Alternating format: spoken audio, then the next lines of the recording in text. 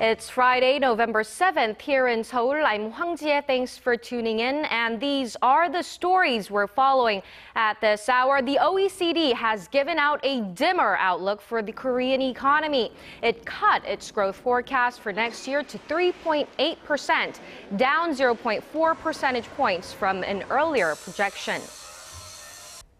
President Park Geun-hye will leave Korea for a trip next week to China, Myanmar, and Australia to take part in 3 global summits. Korea is taking its fight against Ebola to the next level by sending its own medical personnel to West Africa next week.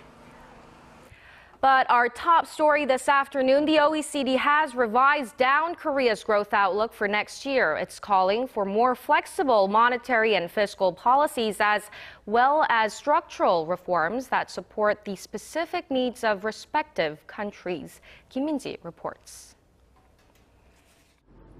The OECD says it expects the Korean economy to grow 3.8% in 2015. The research body on Thursday released a preliminary forecast for major economies ahead of the G20 summit set to open next week in Brisbane. The projection is 0.4 percentage points lower than its previous forecast made in May and slightly under the Korean government's forecast of 4%. However, the OECD expects Korea to grow 4.1% in 2016. For the global economy, the OECD also revised down its forecast by 0.1 percentage point to 3.3% this year. Unfortunately, growth rates continue to disappoint. Once again, we've marked down global growth. But the OECD does expect the global economy to accelerate to 3.7% next year and 3.9% in 2016. Meanwhile, the organization says the recovery remains robust in the U.S., projecting growth of more than 3% for 2015. This is in contrast to the Eurozone, which is expected to pick up slowly from 0.8% this year to 1.1% next year. As for China, the world's second-largest economy, the OECD estimated growth would slow from 7.3% this year to fall into the 6% range in 2016. Citing downside risks such as threats of a prolonged stagnation in the euro area, market volatility, and high levels of debt in some advanced and emerging economies, the OECD stressed the need for monetary, fiscal, and structural policies. It added that reforms to tax, trade, labor, and product markets will benefit domestic investment and global trade and support greater employment around the world. Kim Min-ji, ARIRANG News. And over at the country's National Assembly, after months of discussions and heated disputes that brought parliamentary affairs to a grinding halt, lawmakers appear set to finally pass 3 special bills this Friday related to April's Seoul ferry disaster. It represents a minor victory for victims' families who may now finally get some answers to the many questions surrounding the events leading up to the disaster. Ji Myung-gil reports. 3 special bills, all related to April's ferry disaster, are nearing parliamentary approval. First among them is the Seoul ferry bill, which will launch a special investigative committee composed of 17 members who will work for 18 months to find out what caused April's disaster that left more than 300 people dead or missing. A special prosecutor will also be appointed to investigate and indict those found responsible for the tragedy. The second bill, also related to the Seoul ferry disaster, is called the Yubyung-won Law, after the de facto owner of the sunken ferry. It would give the government more authority to go after and confiscate wealth that is illegally accumulated by members of a family.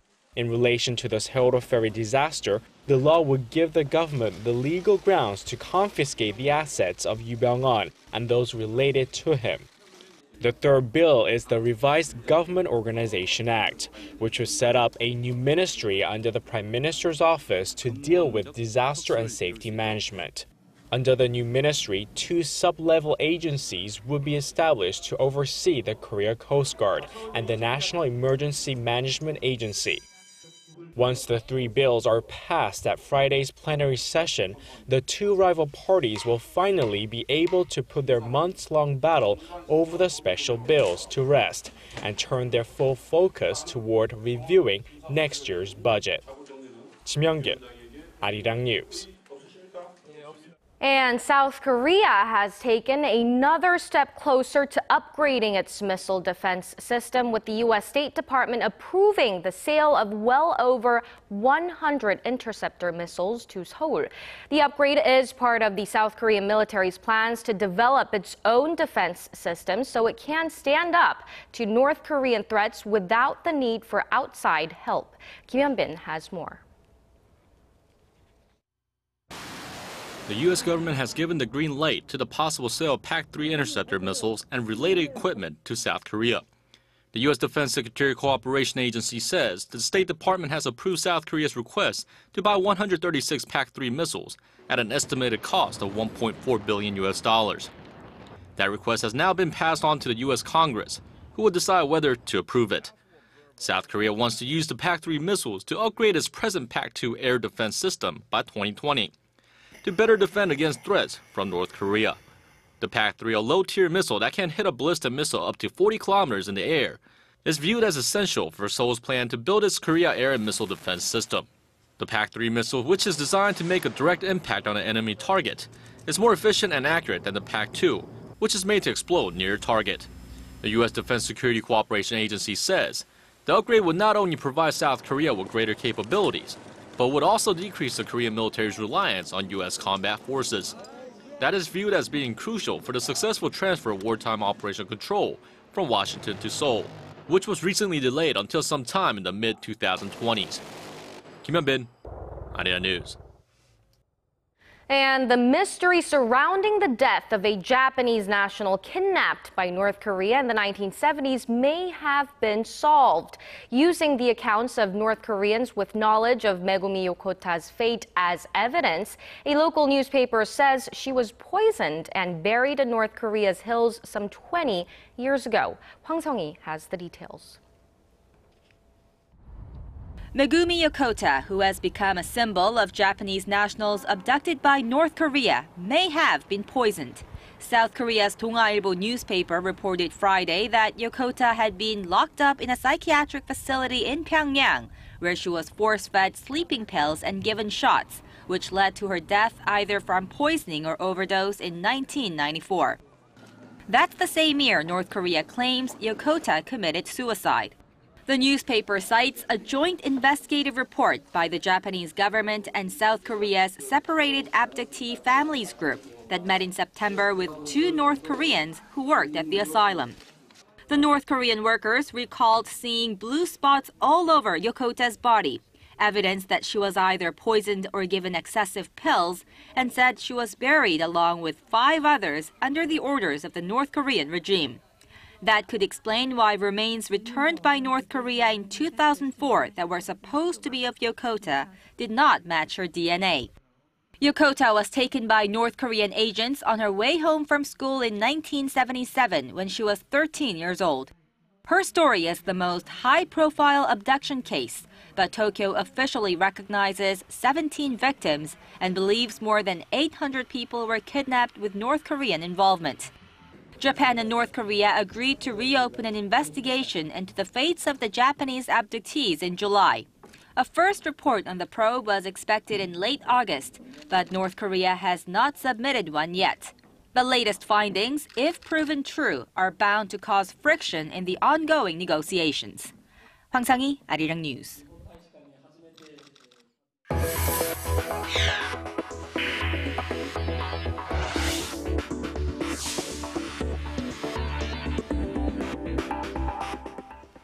And President Park Geun-hye will soon embark on a 9-day trip to China, Myanmar, and Australia to participate in 3 major multilateral gatherings, the APEC, the ASEAN +3, and G20 summits. Throughout her tour, President Park is expected to drum up support for her economic and security initiatives. Choi Yoo-sun has more. President Park Geun-hye will open her trip on Monday at the 2014 APEC Leaders Summit in Beijing at the forum's Business Advisory Council. There, the Korean president will introduce her administration's efforts to spur domestic growth and expand the job market through social reforms, deregulation, and supporting creative industries, often dubbed the 3-year Economic Innovation Plan. At the Leaders Summit, President Park will discuss a new growth engine for the global economic recovery and ways to better integrate member economies. She's also scheduled for bilateral talks with Chinese President Xi Jinping, where much attention will be focused on the progress of FTA negotiations. President Park will then travel to Myanmar for the ASEAN Plus 3 Summit and the East Asia Summit. Here, she will urge for greater regional cooperation to counter the Ebola outbreak and the threats posed by Islamic State militants in the Middle East. The Korean president will also have a chance to promote her North Korea-related policies and to boost ties with the ASEAN. For the final leg of her trip, President Park will travel to Brisbane, Australia for this year's G20 summit, where she will again speak about her economic innovation plan as an initiative to address the global problems of low growth and high unemployment. The Korean president will also meet the Saudi Crown Prince to seek out more opportunities for Korean firms to invest in the Arab country's infrastructure construction. Promoting her administration's economic and security policies to world leaders, President Park hopes to highlight Korea's contributions to global security and prosperity, thereby further cementing its status as a major middle power. Choi Yu-sun, ARIRANG News. Millions of dollars have already been donated, but Korea is about to physically join the global war on Ebola with actual feet on the ground in one of the hardest hit countries. The government says a ministerial advance team will travel to Sierra Leone next week to make the necessary arrangements for trips by more medical teams over the next couple of months. Kwon So-ah has this report. As announced last month, Korea is joining in the global fight against Ebola by taking the next step in sending its own medical personnel to West Africa. Seoul's defense ministry says it will send an advanced support team to Ebola-stricken Sierra Leone for 9 days starting next Thursday. The team, which includes 11 officials from the defense, health, and foreign ministries, will first make a stop in Britain to prepare for the review along with British staff. Sierra Leone is one of the 3 hardest-hit countries, along with Liberia and Guinea. Latest data from the World Health Organization shows around 1,500 people have died of the virus in Sierra Leone. And while this is much lower than Liberia's death toll, the number of patients in Sierra Leone is alarmingly high. According to the Africa Governance Initiative, an African leaders supporting organization, at the end of October, the number of new daily cases in and around Sierra Leone's capital of Freetown had jumped to 12, 9 times higher than the 1.3 cases reported per day in early September. The AGI said that while the outbreak seems to have slowed in Liberia, it's still spreading very fast in Sierra Leone. A big concern for the Korean personnel is that 5 doctors in the country have already died after contracting Ebola. Despite those worries, volunteers from Korea are eager to help in any way they can, with the number of applications to travel to West Africa outstripping expectations. After the first team completes its safety checkups, further groups made up of military, health, and other civil specialists will be sent to the region through the end of January. Kwon So-ah, ARIRANG News. Moving on to some international news, the White House and incoming Republican-dominated Congress have vowed to work together, but the reality is likely to look much different. Republican House Speaker John Boehner on Thursday slammed U.S. President Barack Obama's promise to push through immigration reform via executive action by the end of this year. He said the president was poisoning the well. Boehner countered by saying that the Republican agenda for next year would include include repealing Obama's signature health care program.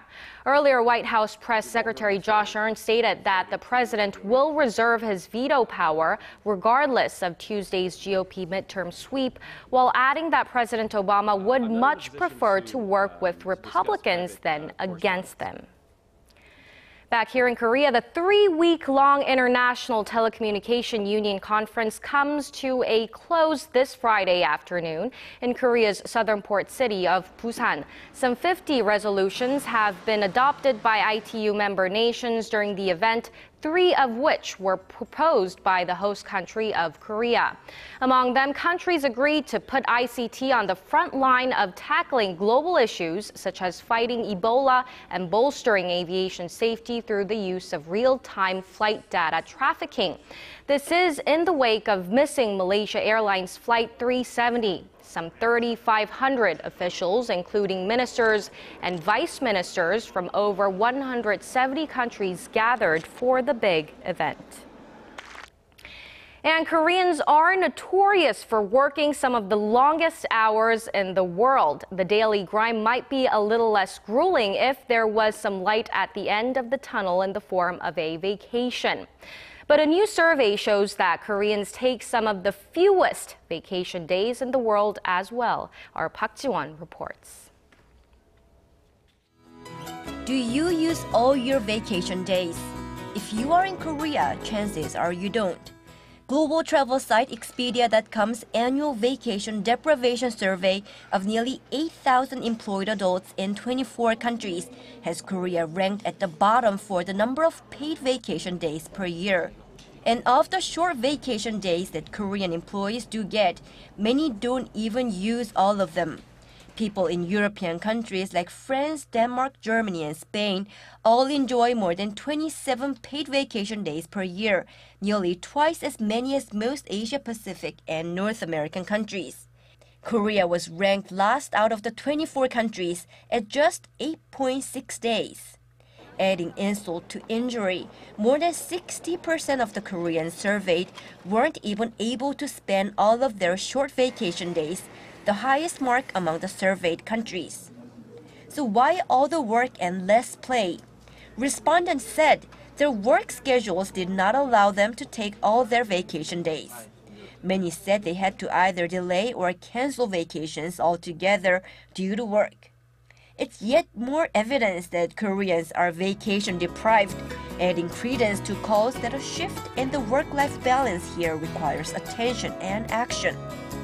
Park Ji-hye, ARIRANG News.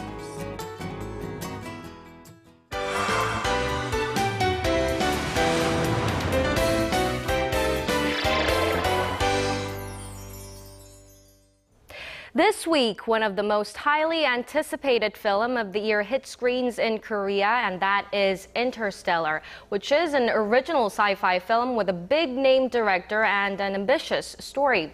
The movie is already the hottest ticket in town, and our film critic, Piers Conran, joins us to tell us about it. Welcome to the studio, Piers. Good to be back. So give us the backgrounds of the movie. What is it all about, and who's starring in the movie? Well, actually, the big thing about Interstellar, or the big name behind it, rather than an actor, in this case, it would have to be the director. It's Christopher Nolan, who made the Batman films. He also made Inception, Prestige, Insomnia, Memento. I mean, he's a star director, and there's very few of those these days. So it's strange to have a film that's so big and actually have the biggest name in the film is actually the director. Not to mention, it's an original film. We don't see a lot of those. And the last time there was a big original sci-fi like this, besides last year's Gravity, there was also Inception, also a Christopher Nolan film. But looking at the cast, we do have Matthew McConaughey in the lead role, and he's in the midst of this kind of much publicized reconnaissance. And for people that don't know what that means, this is an actor who for a long time was kind of derided for starring in a lot of kind of cheesy rom-coms and kind of he's famous for kind of more like playing bongos in his big mansion in Beverly Hills than anything else. And then in the last few years, he's completely reinvented himself, starring in films like Mud, and then the show True Detective, and now Interstellar. And so he's getting a lot of kind of kudos for his acting, not to mention an Oscar for Dallas Buyers Club last year. We've also got Anne Hathaway and Jessica Chastain, and this is, it's a big space adventure, big space opera, and this is the kind of thing that people get pretty excited to see in the cinema. So speaking of space films, we had another big one last year, and that was Gravity, right? How are they different, the two movies? Well, the time is interesting because we have two very big kind of sci-fi original films at the same time of the year that are kind of also angled for an Oscar run. So there's a lot of similarities already. But whereas Gravity is a more self-contained film that it exists very much in the realm of knowledge that we already know, the kind of space exploration that we've already done. Interstellar is a much bigger film, and it deals with, it has a very big kind of emotional palette, more characters, and also it's kind of explores things more kind of complicated and interesting scientific ideas that kind of relate to space travel that we haven't been able to do yet. So it's a very ambitious and kind of exciting film, but both of them are kind of technical marvels. Wow. But I also heard that the movie is running for a very long time. Is Nolan biting off more than he can chew? Well, it's not the first time that Nolan's presented with us with a very long film. His films typically clock well over 2 hours, and this one, yeah, it's 3 hours, so it's his longest. But it hasn't been a problem with his previous films, and in my opinion at least, it's certainly not a problem with this one. The 3 hours is kind of completely fly by. And, you know, it's a film that has so much scale and ambition, and yet it's kind of, it's anchored by this kind of incredible emotional ballast. So it works kind of on all counts, and, you know, there's a lot of, there aren't that many characters, actually, more than Gravity, where there's only 2. But we have it's both a necessary decision because it gives us time to kind of learn about these characters and kind of go on this journey with them and really kind of feel it. But it's also kind of a wise decision because it doesn't overwhelm all the many elements that are in the film besides the characters. So do you think it's going to be a big hit here in Korea and across the world? It's actually screening at the same time in Korea and across the world, right? Yeah, it's a global release. I think it's coming out in China next week, but besides that, it's pretty much released in every single country.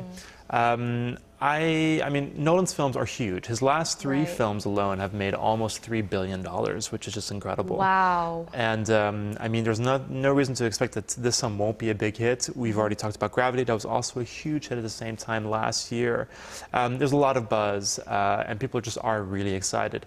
Will it go the distance? You know, it's an original film. It's always risky. But at the same time, we've had so many comic book films and so many other franchise movies throughout summer, and all these tentpoles are always, you know, they're based on like a series of books or whatever, and we don't get a lot of original films. When we do, people do get excited. The same happened with Gravity, the same happened with Inception a few years ago. And I think we're going to see the same right now with this. Already the early box office grosses are pretty strong. The reservations in Korea are huge, and I think particularly the emotional core of the film. To be honest, Nolan's films have been criticized in the past for not being very, very emotional, which is perhaps true, but that's because he wasn't intending to do something like that. With this film, he is, and for me that really works really, really well. And I think Korean audiences will respond to that particularly well, so I think it's going to be a huge hit here. What about the critiques? How are they reacting? I mean, are they also very excited? Well, I think I'm certainly on the high end of the critical reception. I really love it. But at the same time, the film did screen for critics quite a while ago. And when a studio shows a film very early, that's a huge sign of confidence. And the reviews have been generally quite strong. There have been some raves. Most people like it, but some have criticized it. There has been a vocal community of people who don't like it. Some people think that Nolan is kind of overreaching a little bit, and that there's this enormous ambition, and perhaps the craft of the story doesn't kind of meet up with that. And I personally accept some of the criticisms of the film, but as a huge kind of ambitious kind of just magnificent thing to kind of see on the film on the big screen, I think it's just it's a worthwhile experience. And these days it's very rare to see an original film, as you just mentioned, in the movie theater. Why do you think that is? Where is that coming from? Well, it's a big area of discussion, and it's kind of something that I think is a big problem in the industry. But essentially, what we have is that in yesteryear's Hollywood, the power was in the hands of the producers, or at least in the hands of creatively inclined executives. And these days, the way that the financial system has changed, it's more kind of financially minded executives that have the power. And so a franchise movie makes sense because you have characters or a story, you have this premise that is known to audiences. So you're just introducing them to something that they already know about, so there's already knowledge about it. It makes sense. They're safer, but you know, so we're not seeing as many risks these days. And I think that's a bit sad. But and Interstellar, as much as I'm praising it for being kind of an original vision, it's also a Christopher Nolan film, and he's so big that just his name alone kind of brings a lot of kind of box office clout, so it's not that risky. So for viewers in Korea, I mean audiences in Korea, and for also me and those who haven't seen the movie yet, which kind of format do you best recommend to watch the movie? Well, there's so many, actually. These days we have so many screening formats. True. And there's been a lot of talk about this one because Christopher Nolan himself has kind of urged people to see it, first of all, in IMAX, but also on film. And these days we don't see many films screened on film. Everything we see is on a digital projector, is what we call a DCP. But the thing is that most theaters don't have these analog, film projection canisters anymore. But I would say definitely see it in IMAX. There's a lot of IMAX screens in Korea, and actually I just saw it again last night. Saw it 2 times at the new Super G-Plex, which is at the Lotte Tower. It's the biggest cinema in the world. Yeah, it's quite impressive. All right, I should check out this movie there at the World Tower, Lotte World Tower 2. Thank you for joining us in the studio, Pierce. My pleasure.